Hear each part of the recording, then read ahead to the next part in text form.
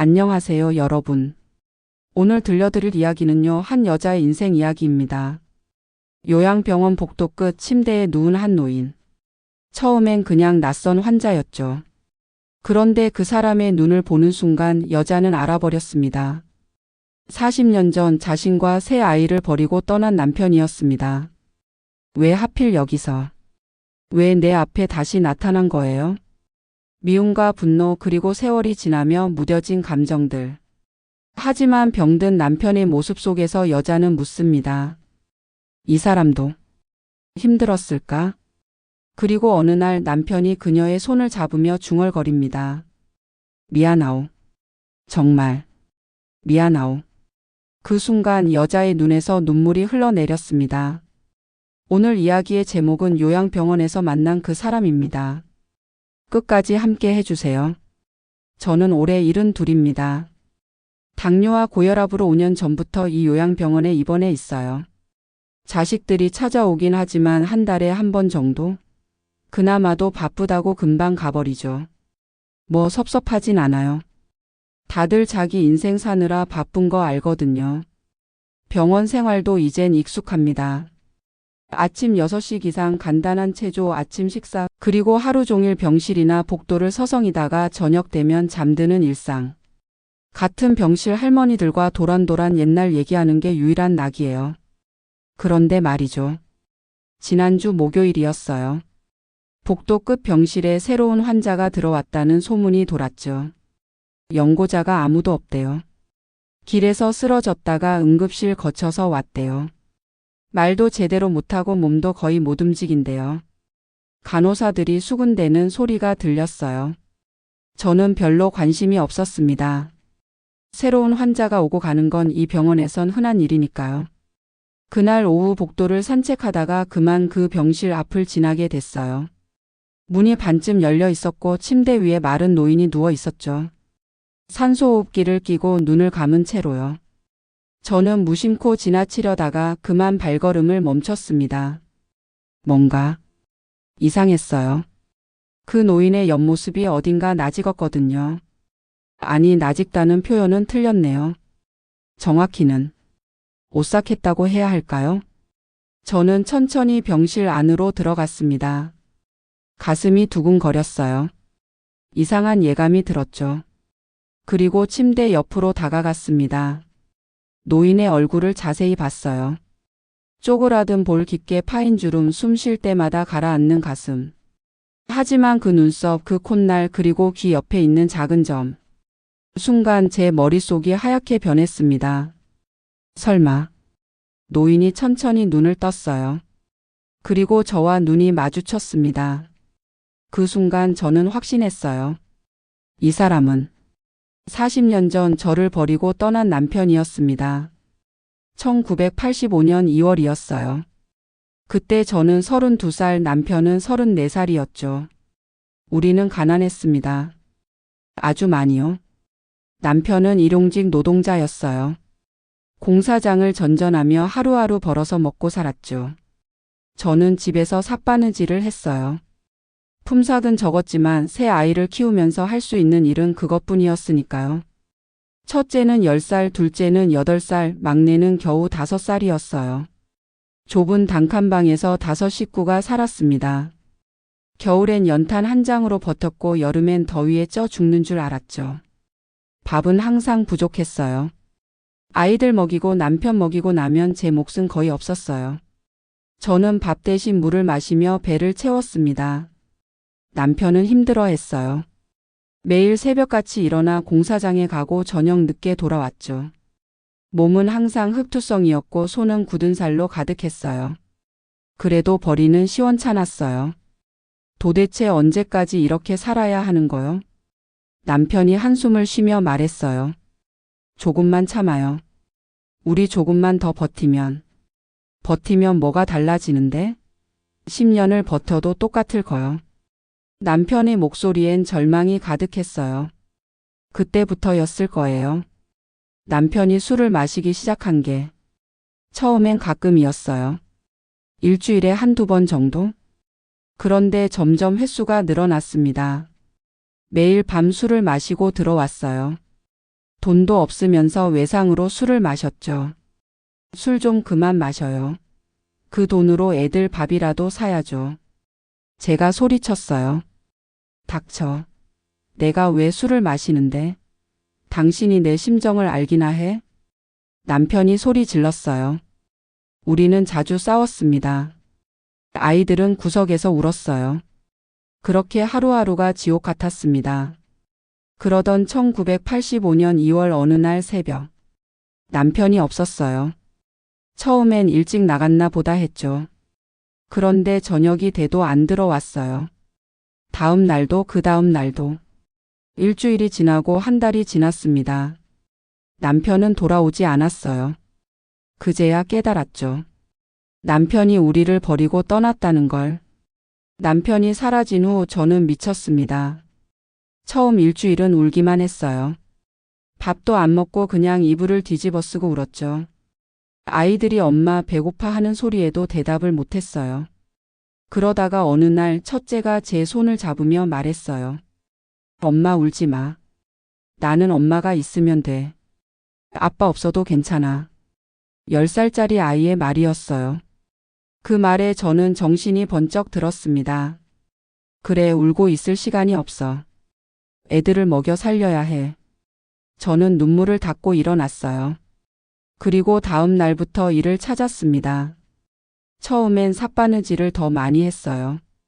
밤새 바늘을 잡고 옷을 기웠죠. 손가락에서 피가 났지만 멈추지 않았어요. 그래도 돈이 부족했어요. 그래서 공장에 들어갔습니다. 새벽 6시부터 밤 10시까지 일했어요. 주말도 없었죠. 아이들은 혼자 밥을 먹고 혼자 학교에 갔어요. 첫째가 동생들을 돌봤습니다. 10살짜리 아이가 밥을 짓고 동생들 옷을 입히고 학교에 데려다 줬어요. 가슴이 찢어졌어요. 내가 무슨 죄를 지었길래 이런 고생을 하는 걸까? 그래도 버텼습니다. 10년이 지났어요. 아이들은 컸습니다. 첫째는 20살, 둘째는 18살, 막내는 15살이 됐죠. 다행히 모두 건강하게 자라줬어요. 첫째는 고등학교를 졸업하고 공장에 취직했어요. 둘째도 일을 시작했고요. 조금씩 살림이 나아졌습니다. 20년이 지났어요. 아이들은 모두 결혼했습니다. 첫째는 아들 둘을 낳았고 둘째는 딸을 낳았어요. 막내는 서울로 올라가 회사에 다녔죠. 저는 그제야 조금 쉴 수 있었어요. 30년이 지났어요. 아이들은 각자의 삶을 살고 있었습니다. 가끔 찾아와서 용돈을 주고 갔어요. 엄마 고생 많으셨어요. 그 말 한마디면 충분했어요. 그리고 40년이 지났습니다. 저는 이제 72이 됐어요. 당뇨와 고혈압으로 요양병원에 입원했죠. 그리고 이곳에서 40년 전 사라진 그 남자를 다시 만났습니다. 복도 끝 병실에서 그 사람을 본 순간 저는 온몸이 굳어버렸어요. 다리에 힘이 풀렸습니다. 숨이 막혔고 가슴이 쿵쾅거렸어요. 남편도 저를 봤어요. 눈이 마주쳤죠. 그 사람의 눈에 놀라움이 번졌습니다. 입술이 파르르 떨렸어요. 뭔가 말하려는 것 같았지만 소리는 나오지 않았어요. 저는 그 자리에 서서 그 사람을 봤습니다. 40년이란 세월이 얼마나 긴지 실감했어요. 한때 건장했던 남자는 이제 앙상한 뼈만 남은 노인이 돼 있었어요. 머리는 희끗희끗했고 얼굴은 주름투성이었죠. 산소호흡기를 끼고 겨우 숨을 쉬는 모습이 처참했어요. 그런데 이상했어요. 분노가 치밀어 오를 줄 알았는데 아무 감정도 느껴지지 않았어요. 미움도 증오도 심지어 반가움조차도 없었습니다. 그냥 텅 빈 느낌이었어요. 저는 천천히 돌아서서 병실을 나왔습니다. 복도를 걸으며 생각했어요. 왜 하필 여기서? 왜 내 앞에 다시 나타난 거지? 제 병실로 돌아와 침대에 누웠어요. 천장만 멍하니 바라봤습니다. 그날 밤 잠이 오지 않았어요. 40년 전 기억들이 주마등처럼 스쳐 지나갔습니다. 남편이 떠난 날, 혼자 아이들을 키우던 날들, 밤새 울던 날들, 손에 피를 흘리며 일하던 날들. 모든 게 생생했어요. 그 사람은 지난 40년을 어떻게 살았을까? 문득 궁금해졌어요. 다음 날 아침 간호사가 제 병실로 왔어요. 할머니 어제 204호실 새로 오신 분 보셨어요? 네. 그분이요. 연고자가 아무도 없으시대요. 길에서 쓰러지셨다가 응급실 거쳐서 오신 거래요. 말씀도 거의 못하시고요. 뇌졸중이 왔었나 봐요. 한쪽이 완전히 마비됐어요. 간호사가 안타까운 표정으로 말했어요. 정말 딱하죠? 가족도 없고 아는 사람도 없고. 저는 아무 말도 하지 않았어요. 간호사가 나간 후 저는 또 생각에 잠겼습니다. 연고자가 없다고? 40년 동안 뭘 했길래? 3일 동안 저는 그 병실 근처에 얼씬도 하지 않았어요. 보고 싶지 않았거든요. 그런데 이상했어요. 자꾸 그쪽이 신경 쓰였어요. 복도를 걷다가도 무의식적으로 그 방향을 봤고 밥을 먹다가도 그 사람 생각이 났어요. 내가 왜 이러는 거지? 스스로에게 화가 났어요. 그러던 어느 날 오후, 저는 결심했습니다. 한번 가보자. 똑바로 얼굴 보고 할 말하고 끝내자. 복도를 걸어 204호실로 갔어요. 문은 반쯤 열려 있었어요. 노크를 하고 들어갔습니다. 남편은 침대에 누워 있었어요. 눈을 뜬 채로 천장을 보고 있었죠. 제가 들어가자 고개를 천천히 돌렸어요. 눈이 마주쳤습니다. 저는 침대 옆 의자에 앉았어요. 한참 동안 아무 말도 하지 않았어요. 남편도 말이 없었습니다. 아니, 말을 할 수 없었죠. 입술이 떨렸지만 소리는 나오지 않았어요. 침묵이 흘렀어요. 얼마나 시간이 지났을까요? 저는 천천히 입을 열었습니다. 나예요. 당신 아내. 남편의 눈이 흔들렸어요. 40년 만이네요. 남편의 눈에서 눈물이 흘러내렸어요. 왜 울어요? 울 자격이 있어요?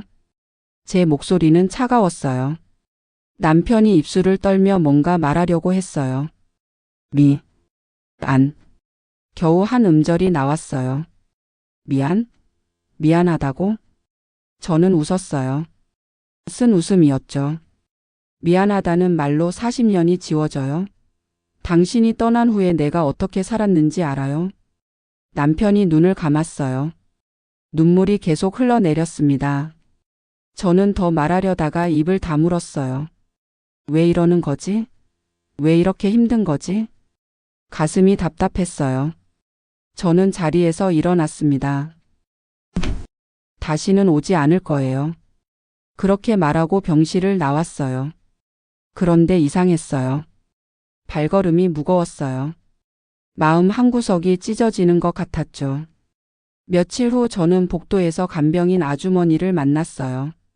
할머니 204호실 어르신 아세요? 네, 그분이요. 밤마다 울어요. 꿈을 꾸시는지 자다가 갑자기 미안해 하면서 우시더라고요. 간병인 아주머니가 안타까운 표정으로 말했어요. 그리고 자꾸 누군가 이름을 부르시는데 잘 안 들려요. 영순. 뭐 이런 거 같던데. 영순. 제 이름이었어요. 그분 가족이 있으시면 좋을 텐데. 너무 외로워 보여요. 간병인 아주머니가 한숨을 쉬었어요. 저는 아무 말도 하지 못했어요. 그날 밤 또 잠이 오지 않았습니다.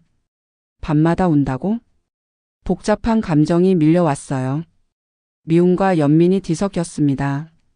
40년 전엔 우리를 버리고 떠나면서 한 번도 뒤돌아보지 않았잖아. 그런데 이제 와서 미안하다고?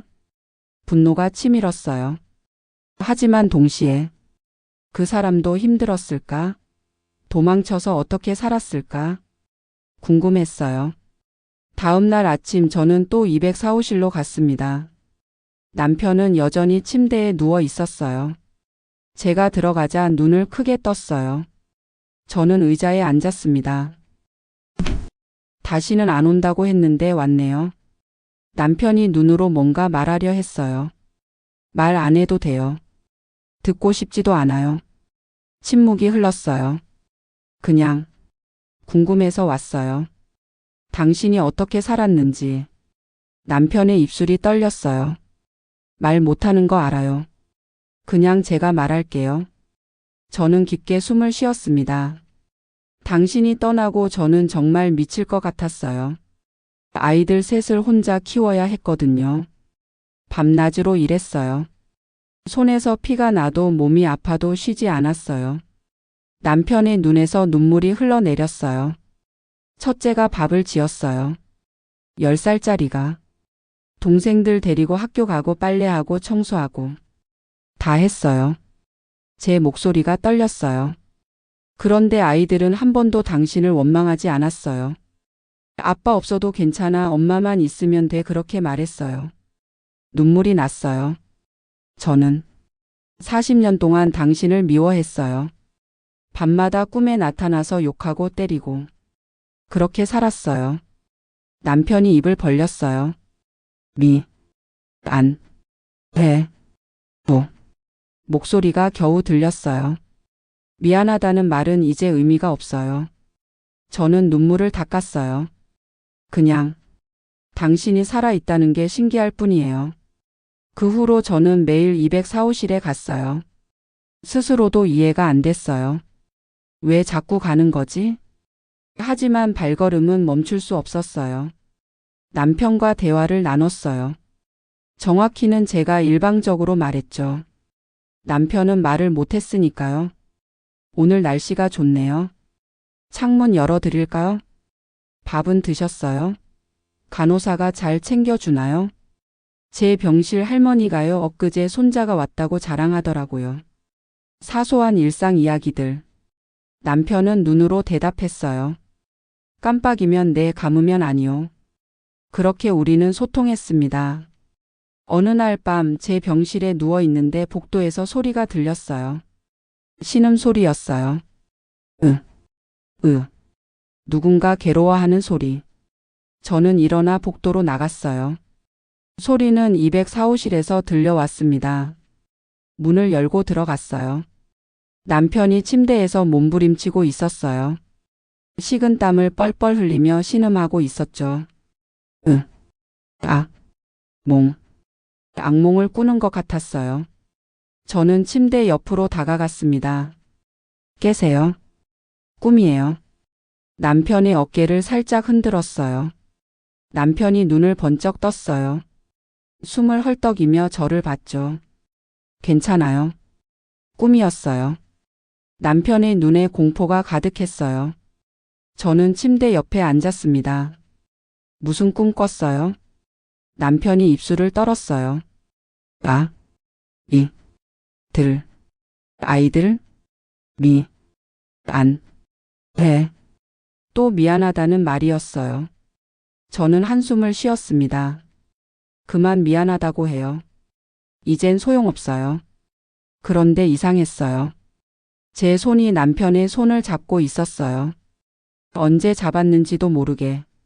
남편의 손은 차가웠어요. 뼈만 앙상하게 남은 손이었죠. 저는 그 손을 가만히 잡고 있었습니다. 그냥 푹 주무세요.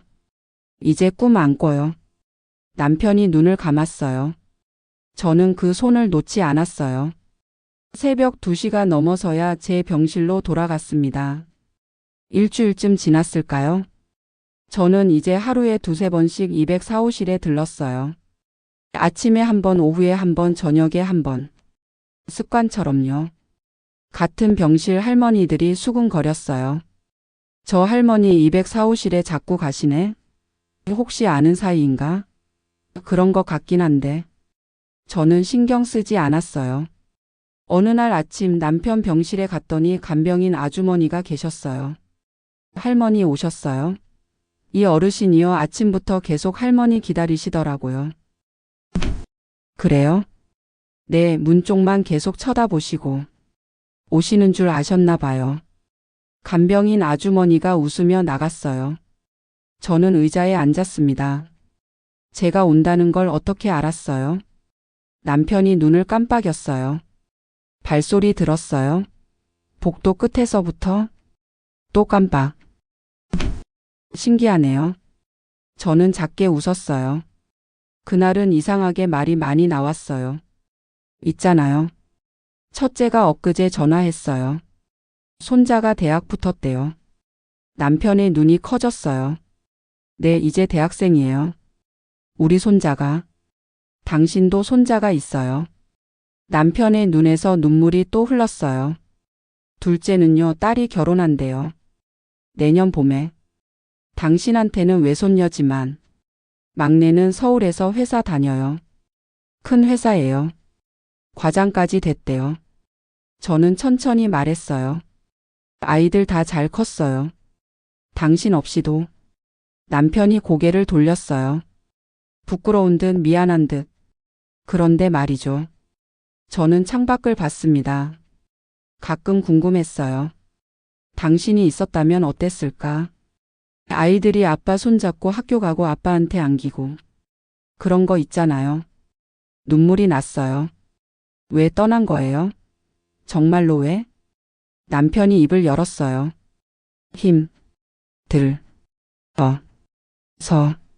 힘들면 다 떠나요? 힘든 건 저도 마찬가지였어요. 도망치고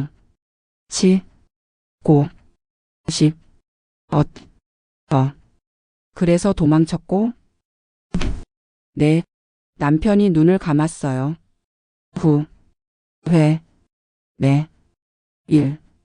매일 후회했다고요? 네. 그럼 왜 안 돌아왔어요? 한 번이라도 찾아올 수 있었잖아요. 부끄러워서. 남편의 목소리는 떨렸어요. 얼굴 볼 수 없어서. 저는 한참 아무 말도 하지 않았어요.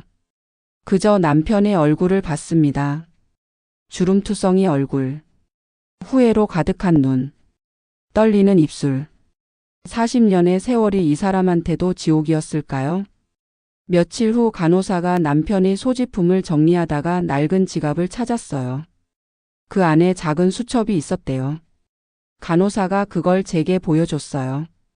할머니, 이거 혹시 보셔도 될까요? 이 어르신 가족 연락처 같은 게 있을까 싶어서요. 저는 수첩을 받았습니다. 낡고 찢어진 수첩이었어요. 천천히 펼쳤습니다. 첫 장에 날짜가 적혀 있었어요. 1985년 3월 2일. 남편이 떠난 지 일주일 후였어요. 삐뚤빼뚤한 글씨로 쓰여 있었습니다. 오늘도 영순이와 아이들 생각이 난다. 돌아가고 싶다. 하지만 갈 수 없다. 너무 부끄럽다. 가슴이 철렁했어요. 다음 장을 넘겼습니다. 1985년 4월 15일. 부산에서 막노동을 하고 있다. 힘들다. 그래도 영순이보다는 덜 힘들 것이다. 1985년 7월 3일. 큰애가 이제 11살이다. 생일을 챙겨주지 못했다. 미안하다. 1986년 2월 1일. 1년이 지났다. 돌아가고 싶지만 용기가 없다. 수첩 곳곳에 저와 아이들 이름이 적혀 있었어요. 저는 떨리는 손으로 계속 넘겼습니다. 1990년 6월. 둘째가 고등학생이 됐을 것이다. 잘 지내고 있을까? 1995년 3월. 10년이 지났다. 나는 이제 돌아갈 자격이 없다. 2000년 1월. 영순아, 미안하다. 정말 미안하다. 2005년. 아이들이 결혼했을까? 행복하게 살고 있을까? 2010년. 25년. 영순이는 나를 용서할 수 있을까? 2015년. 30년. 나는 이제 죽어도 할 말이 없다. 2020년. 영순아, 보고 싶다. 마지막 장이었어요. 2024년 11월. 길에서 쓰러졌다. 병원에 왔다. 이제 죽을 것 같다.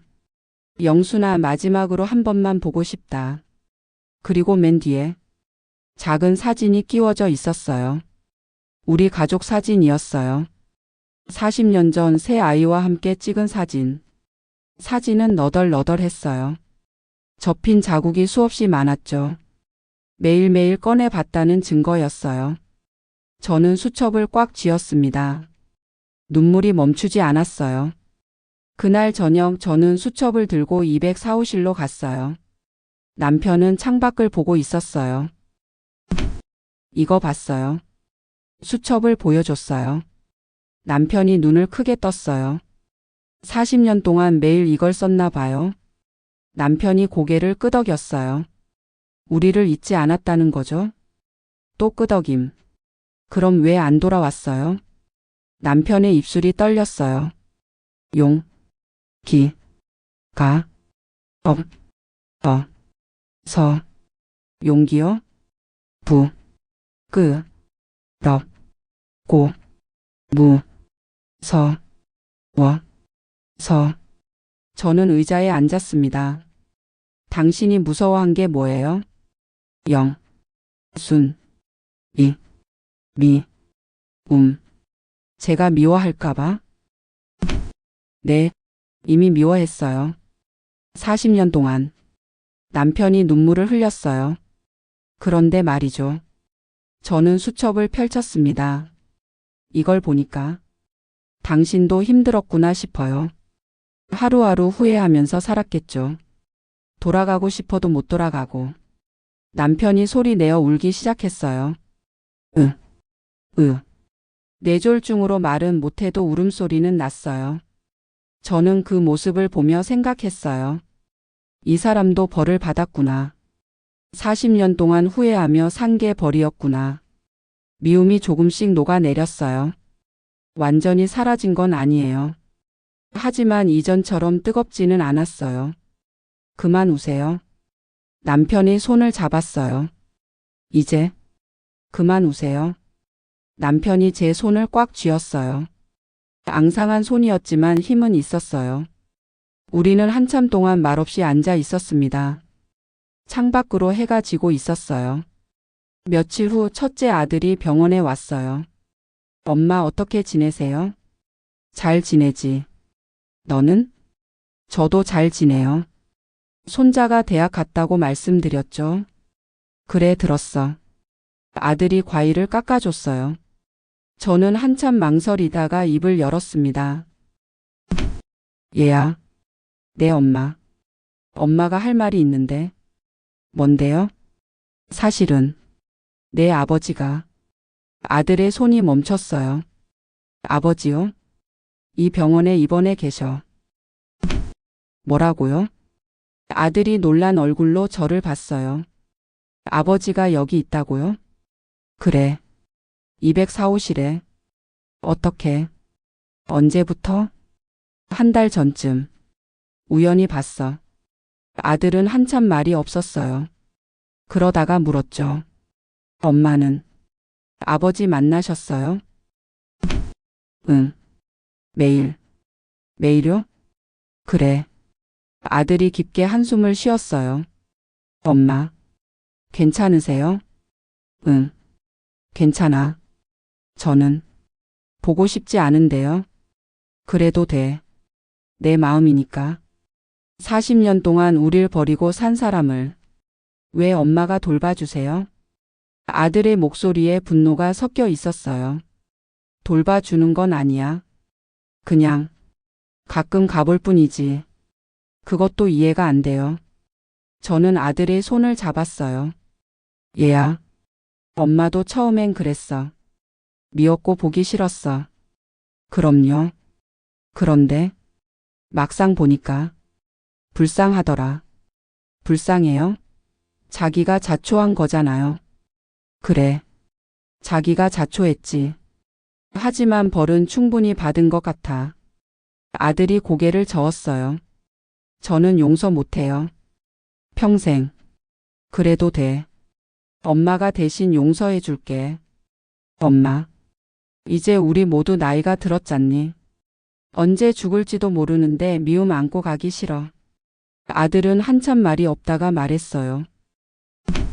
엄마 마음대로 하세요. 저는 안 볼 거예요. 그래. 알았어. 아들이 돌아간 후 저는 또 생각했어요. 아이들한테는 용서할 수 없는 사람이겠지. 그래도 괜찮았어요. 적어도 저 하나라도 용서해주고 싶었으니까요. 남편의 상태가 조금 나아졌어요. 재활 치료를 받으면서 팔을 조금 움직일 수 있게 됐죠. 의사 선생님이 말했어요. 휠체어에 앉아서 잠깐 나가셔도 될 것 같아요. 그래서 저는 남편을 휠체어에 태워서 병원 정원으로 나갔어요. 가을이었어요. 단풍이 들고 바람이 선선했죠. 날씨 좋네요. 남편이 고개를 끄덕였어요. 우리는 천천히 정원을 돌았습니다.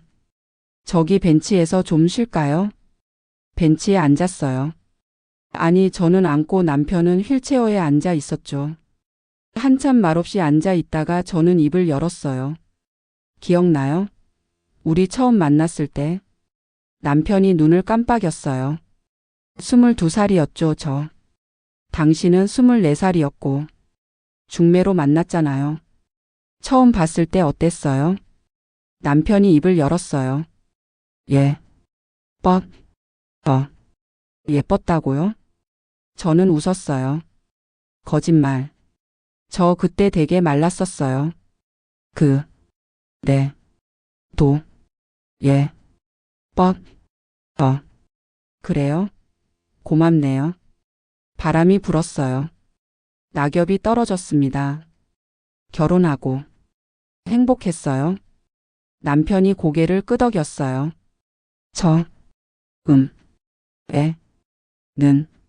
처음에는요?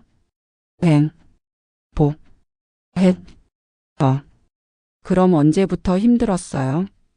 돈이 없어서. 돈 때문이었어요?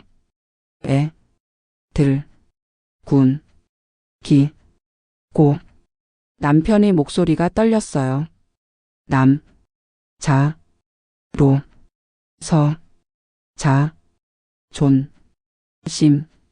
자존심이 상했다는 거죠? 네. 저는 고개를 끄덕였어요. 그걸 이제야 말하네요. 미안하단 말은 그만해요.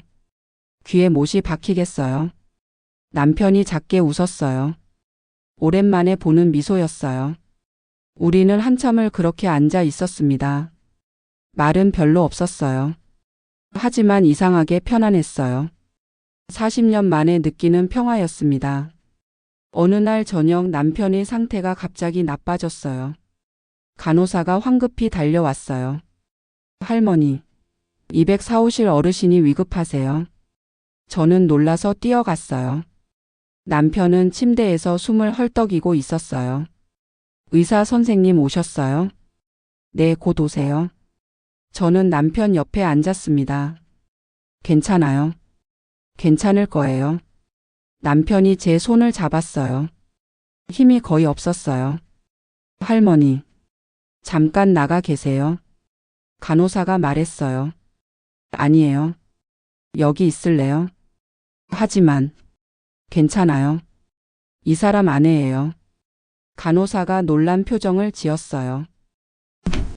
아내시라고요? 네, 40년 전에 헤어졌지만 의사 선생님이 오셔서 검사를 했어요. 심장이 약해지셨어요. 위험한 상태입니다. 얼마나 남았나요? 며칠 길어야 일주일. 가슴이 철렁했어요.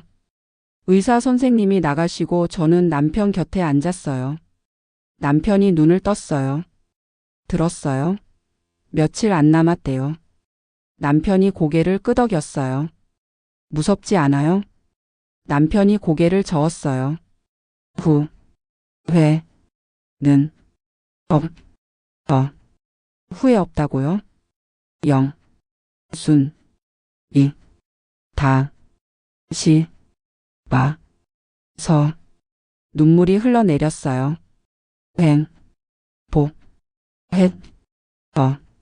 행복했다고요? 겨우 한 달 만났는데?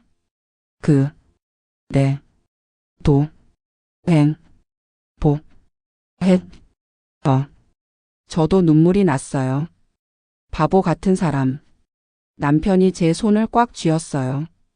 미, 안, 해, 정, 말, 미, 안, 해, 알아요. 이제 그만해요. 용, 서, 해, 줘. 저는 한참 말이 없었어요. 그리고 천천히 입을 열었습니다. 용서해요. 정, 말, 네, 정말이에요. 남편의 얼굴에 미소가 번졌어요. 고, 마, 워. 이제 편히 쉬세요. 남편이 눈을 감았어요. 저는 그 손을 놓지 않았습니다. 밤새도록 곁에 앉아 있었어요. 3일이 지났어요. 남편은 대부분 잠들어 있었어요. 가끔 눈을 뜨면 저를 찾았죠. 저는 계속 곁에 있었습니다.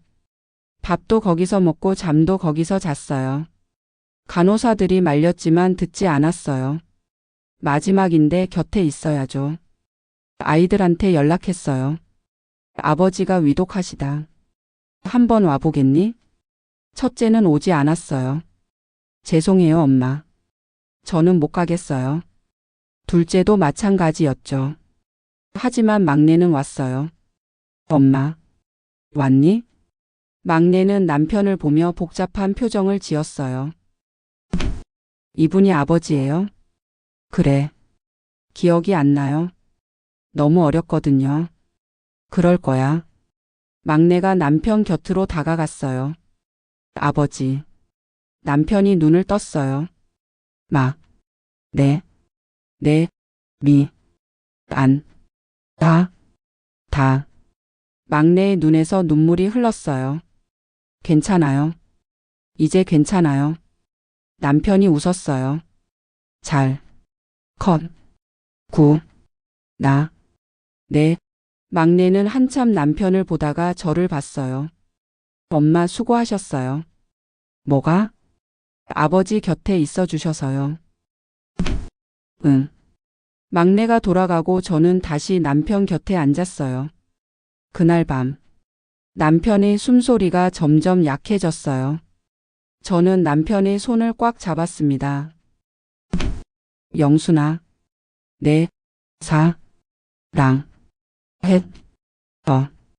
처음 듣는 말이었어요. 40년 만에 듣는 사랑한다는 말. 나도 사랑했어요. 거짓말이 아니었어요. 미웠지만 그래도 사랑했었어요.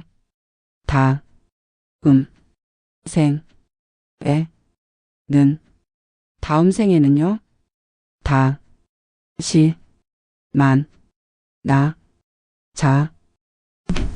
그래요. 다음 생에는 잘 살아요. 남편이 눈을 감았어요. 그리고 천천히 숨이 멈췄습니다. 남편의 장례식은 조촐했어요. 아는 사람이 거의 없었거든요. 저와 막내 그리고 병원 사람들 몇 명. 그게 전부였어요. 화장을 하고 납골당에 모셨습니다. 막내가 물었어요. 엄마 아버지 유골 어떻게 할 거예요? 엄마 자리 옆에 두자. 네? 나중에 엄마 죽으면 옆에 나란히 놓으면 되잖니. 엄마. 그게 좋을 것 같아. 막내는 더 이상 묻지 않았어요. 장례식이 끝나고 저는 병원으로 돌아왔어요. 204호실 문을 열었어요. 텅 빈 침대가 보였습니다. 저는 침대 옆에 앉았어요. 한참을 그렇게 앉아 있었습니다. 이제 진짜 끝이네요. 40년 전 떠났던 남편. 한 달 전 다시 만난 남편. 그리고 영원히 떠난 남편. 눈물이 났어요. 미움에 대한 눈물이 아니었어요. 후회에 대한 눈물도 아니었죠. 그냥 인생이 허무해서 나는 눈물이었어요.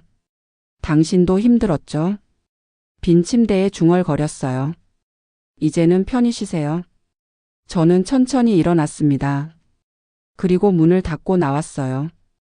복도를 걷는데 햇살이 들어왔어요. 따뜻했어요. 이제 나도 조금 편안해질 수 있을까?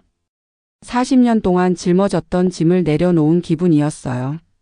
미움도 분노도 이제 다 놓아버렸어요. 대신 남은 건 용서였어요. 그리고 평화였습니다. 그로부터 1년이 지났어요. 저는 여전히 이 요양병원에서 지내고 있습니다. 건강은 예전과 비슷해요. 나아지지도 나빠지지도 않았죠. 가끔 204호실 앞을 지나가요. 지금은 다른 환자가 누워 있어요. 그 방을 볼 때마다 남편이 생각나요. 앙상하게 마른 몸, 떨리는 목소리, 후회로 가득한 눈, 그리고 마지막 사랑했어라는 말. 아이들이 가끔 찾아와요.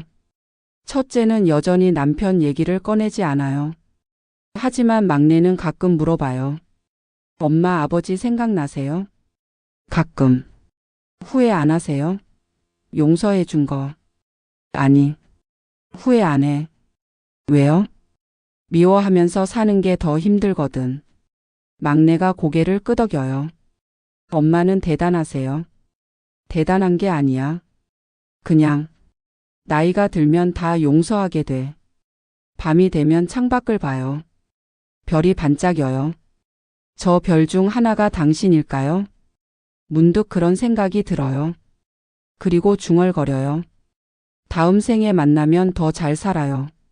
아프지 말고 도망가지 말고. 바람이 불어요. 커튼이 흔들려요. 마치 대답하는 것 같아요. 알았소. 다음엔 꼭 잘 살겠소. 저는 눈을 감아요. 편안해요. 40년 동안 품었던 미움이 사라지니 마음이 가벼워요. 이제 저도 언젠가는 떠나겠죠. 그때가 되면 남편 옆에 나란히 누울 거예요. 그리고 말할 거예요. 당신 기다렸죠? 이제 왔어요. 우리 인연 참 길었네요. 이제는 편히 쉬어요. 우리 둘 다. 저는 지금 병실 책상에 앉아 편지를 쓰고 있어요. 누구한테 쓰는 편지냐고요? 남편한테요? 이상하죠? 이미 세상을 떠난 사람한테 편지를 쓴다니. 하지만 쓰고 싶었어요. 하고 싶은 말이 너무 많거든요. 여보. 이렇게 부르는 것도 참 오랜만이네요. 40년 동안 한 번도 부르지 않았던 말이에요. 당신이 떠난 후로는 그 사람, 그 인간 이렇게만 불렀으니까요. 근데 이제는 다시 여보라고 부를 수 있을 것 같아요. 요즘 어떻게 지내요? 그쪽 세상은 편안한가요? 힘들지 않죠? 저는 여전히 이 병원에서 지내고 있어요. 건강은 그럭저럭이에요. 죽지도 않고 나아지지도 않고. 요즘은 주로 창밖을 보며 시간을 보내요. 날씨가 참 좋더라고요. 봄이 왔어요. 벚꽃이 피었어요. 당신 기억나요? 우리 신혼 때 벚꽃 보러 갔었잖아요. 그때 당신이 벚꽃 가지를 꺾어서 제 머리에 꽂아줬죠. 영순이가 꽃보다 예쁘. 그렇게 말했었잖아요. 그때는 부끄러워서 당신 손을 뿌리쳤는데 지금 생각하면 그게 참 좋은 추억이에요. 얼마 전에 첫째가 왔어요. 손자 데리고 왔더라고요. 손자가 이제 대학교 2학년이에요. 잘생겼어요. 당신 젊었을 때 닮았어요. 첫째한테 물었어요. 너 아버지 생각나니? 첫째가 한참 말이 없다가 대답하더라고요. 가끔요. 근데 미워하지는 않아요. 이제는. 그 말 듣고 저는 울었어요. 아이들도 당신을 용서한 것 같아요. 시간이 약이라더니 정말 그런가 봐요. 둘째 딸은 결혼했어요. 결혼식에 못 갔지만 사진은 봤어요.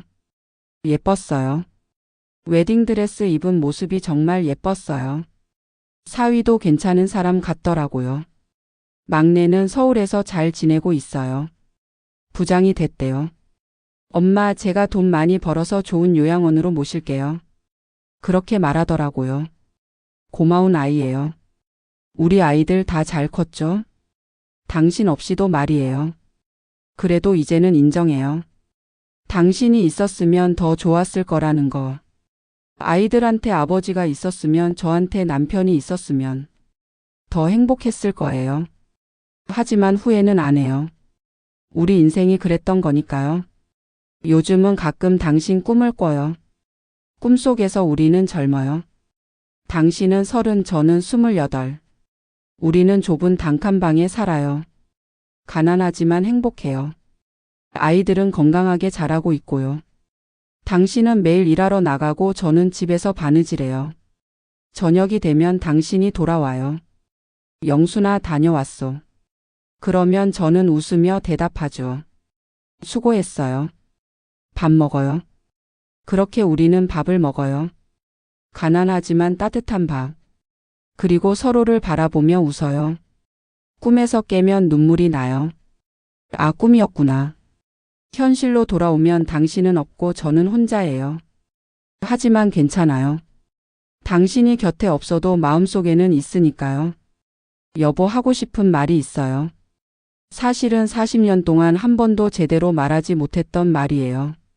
당신도 미안하다고 했지만 저도 미안해요. 당신이 힘들 때 저도 당신을 이해하지 못했어요. 힘들면 다 떠나요? 라고 소리쳤지만 사실 저는 당신 마음을 몰랐어요. 남자로서의 자존심, 가장으로서의 책임, 그게 얼마나 무거운 짐이었는지. 당신도 도망치고 싶었겠죠. 그 무거운 짐에서 저도 가끔 도망치고 싶었어요. 밤마다 울면서 생각했어요. 차라리 죽어버리면 편할까? 하지만 아이들 때문에 살았어요. 당신도 그랬을까요? 떠났지만 살아야 했나요? 후회하면서도 돌아올 수 없었나요? 이제는 알 것 같아요. 당신도 저만큼 힘들었다는 거. 그리고 후회했다는 거. 그러니까 이제는 진짜로 용서해요. 마음속 깊은 곳에서부터요. 여보, 또 하고 싶은 말이 있어요. 사랑했어요. 40년 전에도 지금도. 미워했지만 사랑했어요. 이상하죠? 미움과 사랑이 같이 있을 수 있다는 게. 하지만 그게 인생인 것 같아요. 완벽하게 미워할 수도 완벽하게 사랑할 수도 없는 게. 우리는 그렇게 살았어요. 미워하고 사랑하고 후회하고 용서하고. 그게 우리 부부의 인연이었어요. 요즘은 자주 생각해요. 언제쯤 당신한테 갈까? 아직은 아니에요. 아이들이 걱정할 테니까요. 하지만 언젠가는 갈 거예요.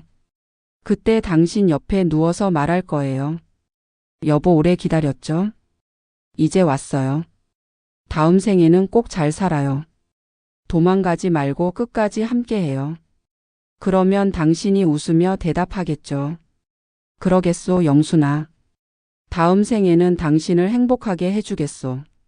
그 약속 꼭 지켜요. 봄바람이 불어요. 벚꽃잎이 날려요. 창밖을 보니 하늘이 참 맑아요. 저기 하늘 어딘가에 당신이 있겠죠? 손 흔들어요. 보이나요? 저 여기 있어요. 당신 아내 영순이. 40년을 혼자 살았지만 이제는 당신 생각하며 웃을 수 있는 영순이. 건강하게 지내다가 때가 되면 갈게요. 그때까지 기다려줘요. 사랑해요, 여보. 당신의 아내 영순이가. 편지를 다 쓰고 저는 봉투에 넣었어요. 그리고 남편의 영정 사진 앞에 놓았습니다. 사진 속 남편은 웃고 있어요. 40년 전 사진인데 참 젊어 보여요. 잘 지내요, 여보. 중얼거렸어요. 그러자 바람이 불었어요. 커튼이 흔들렸죠. 마치 대답하는 것 같았어요. 나도 잘 지내요, 영순아. 저는 웃었어요. 이제는 정말 평화로워요. 미움도 없고 후회도 없어요. 남은 건 그저 그리움뿐. 그리고 언젠가 다시 만날 거라는 기대. 그걸로 충분해요. 제작 후기. 이 이야기는 실화를 바탕으로 각색한 내용입니다. 실제로 요양병원에서 40년 만에 재회한 부부의 이야기였죠. 그들의 이야기를 듣고 많은 생각이 들었어요. 인생은 참 복잡하고 때로는 잔인하죠. 하지만 그 속에서도 사랑과 용서는 존재해요. 이 이야기를 준비하면서 많이 울었어요. 그리고 많이 배웠어요. 미움보다는 용서가, 증오보다는 사랑이 더 강하다는 것을요. 이 이야기가 여러분한테도 같은 메시지를 전했으면 좋겠어요. 다시 한번 감사드립니다. 끝까지 함께해 주셔서 정말 감사해요. 건강하시고 행복하세요.